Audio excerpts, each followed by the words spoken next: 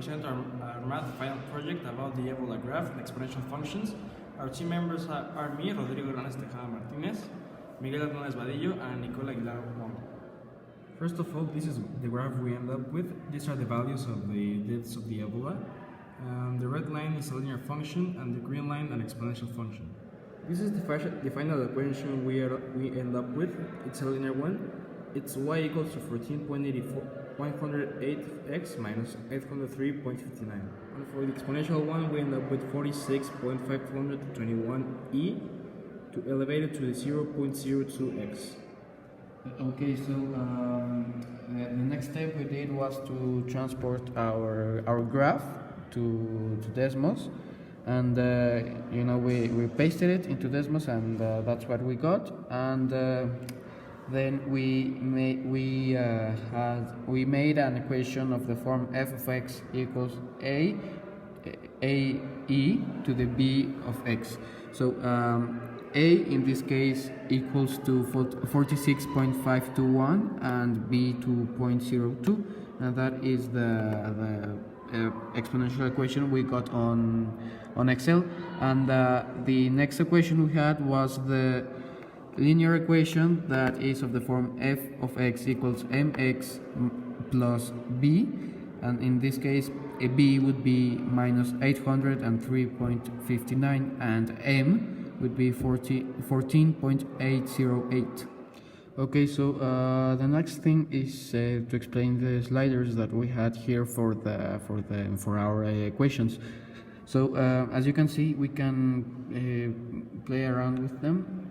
As you can see, this one is affecting the how is it called, the exponential equation. For this first one, it affects the a in this equation that is it affects this, and the next one is the one that affects b, which is in the exponent, which is the how is it called, it is related to x, to the variable. Okay, and the other slider that we have is for the linear equation. Here it affects the m, which is the slope of the equation. As you can see, it is moving as we instructed to change values. The equation is tilting in a different level. Now we go with the questions. Dr. White said that his prediction for 2019 would be like 25,000 deaths will be in January of that year. So question number one is: de acuerdo al modelo obtenido, si el comportamiento del fenómeno mantuviera la misma tendencia de crecimiento, ¿qué cantidad de descensos tendría en enero de 2019?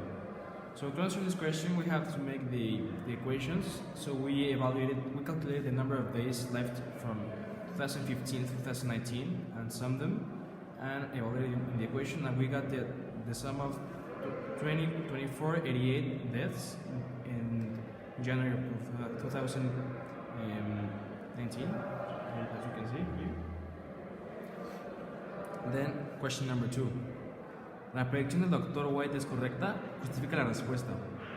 He almost got the right amount, so he said 25,000 and we got 24,088, so he was very close. He missed from 922 deaths of difference. And question number three: si el número de descensos fue el de 1850, ¿en qué fecha aproximada se presentado? Between the days 184 and 185, from the dates 27th of November of 2014 and 28th of November of the same year. So those are questions. For the last part of our project, we needed to create an infographic that shown all the steps we follow to get to the final result of our project. First, we include the graph and the equations we obtain based on the data of the graph. Next, we include the questions by Dr. White and their answers based on our calculations. And finally, we include all the steps we follow to resolve the project and the problem. And now it's time for the real questions. Durante la actividad llegaste a identificar algún error procedimental. ¿Qué hiciste para evitarlo? It was a real struggle to see in Desmos what was the correct to make the deslizadores. So, as a group, we asked the teacher and we saw what was the problem. ¿Reconociste los aciertos de tus compañeros? Yes, of course, because it was a very complicated project. We needed help to work as a group. ¿Hiciste algo para motivarlo a seguir participando? Of course, because we needed to deliver this. ¿Fuiste tolerante y respetuoso cuando no estaban de acuerdo en algo? Of course, because I knew the answer. Okay, so for my individual video, durante la actividad ayudaste a identificar algún error procedimental. ¿Hiciste algo para evitarlos? Yes, we had some errors, and when we checked our procedures, well, we tried to correct them. ¿Reconociste los aciertos de tu compañero? Yes, I did, because it is important to recognize when your partner does something right. And ¿hiciste algo para motivarlo a seguir participando? Yes, I did, because we are a team, and we need to deliver our project, and it has to be well done. And ¿fuiste tolerante y respetuoso cuando no estaban de acuerdo en algo? Yes, I was, because again we had to deliver our project well. Durante la actividad ayudaste a identificar algún error procedimental, hiciste algo para evitarlos. Sí, cualquier error que encontrábamos lo resolvíamos en equipo.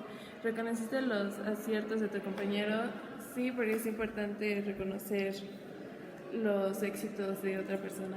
¿Hiciste algo para motivar y seguir participando? Sí, porque somos un equipo y al final teníamos el mismo goal. ¿Fuiste tolerante y respetuoso cuando no estaban de acuerdo? Sí, porque entiendo que todos tenemos diferentes puntos de vista y hay que ser tolerantes con ellos.